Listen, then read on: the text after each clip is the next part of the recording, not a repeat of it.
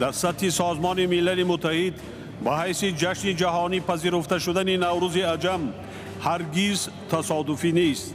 امروز جهان بیش از هر وقت دیگر به ارزش‌های عالی معنوی و اخلاقی فرهنگی نوروزی نیاز دارد.